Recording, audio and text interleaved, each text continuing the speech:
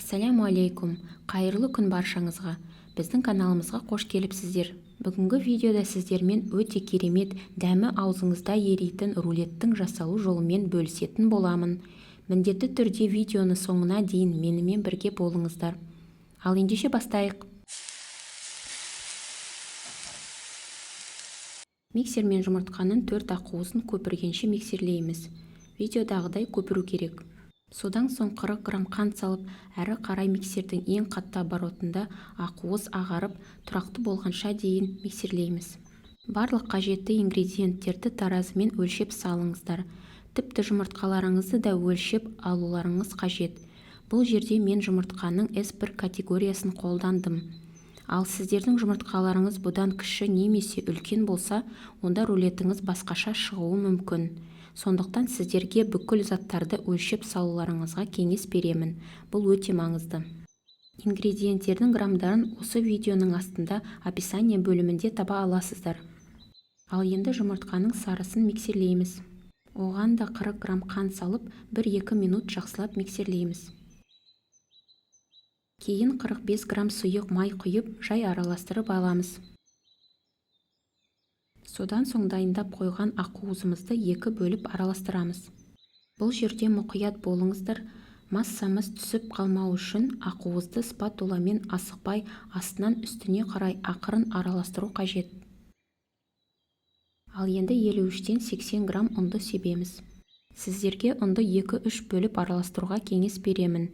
Сол кезде массаңыз түйіршіксіз, тегіс және біркелкі болып шығады. Және ұнды да ақуызды араластырғандай мұқият болыңыздар, көп уақыт араластыра бермеңіздер, әйтпесе массаңыз түсіп, бисквитіңіз пеште көтерілмей қалуы мүмкін. Массамызды алдын ала пергаментпен төсеп қойған противеньге құйып біркелкі етіп тегістеп аламыз. Бисквитімізді алдын ала 180 градусқа дейін қызып тұрған пешке 10 минутқа қоямыз. Рулетті пештен шығарғаннан кейін 5 минуттан соң астындағы пергаментінен ажыратып, бетіне таза жаңа пергамент жауып, видеодағыдай орап қоямыз. Кремі үшін 220 грамм творожный сырды, 40 грамм қант ұнтағын және 200 грамм 33% сливкиді шұңғыл ыдыста миксерлейміз. Суыған рулетімізге біркелкі етіп кремімізді жағып шығамыз. Бір кішкене кремді рулеттің бетін жағуға қалдырамыз. Кремнің үстіне қалаған жеміс-жидектеріңізді турап салыңыздар. Ал мен рулетке банан және құлпынай қостым. Енді рулетті барынша тығыз қылып видеодағыдай ораймыз. Қаласаңыздар бетін жақпасаңыз да болады. Бірден пищевой пленкаға орап, тоңазытқышқа салып қойыңыздар. Ал мен бетіне крем жағып, үстіне әдемілік үшін пышақпен ұсақталған шоколад себемін. Рулетті тоңазытқышқа 1-2 сағатқа қойып қойсаңыз, өзіне кремді жақсы сіңіріп, дәмі аузыңызда еритін болады. Міндетті түрде менің рецебіммен жасап көріңіздер.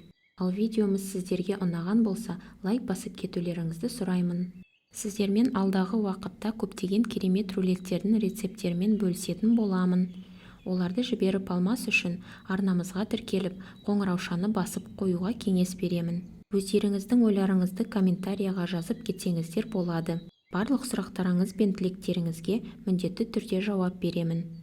Менімен бірге видеоның соңына дейін болғандарыңыз үшін рахмет. Сіздермен болған мен Қаламқас және Дәмді болсын арнасы. Ассаляму алейкум.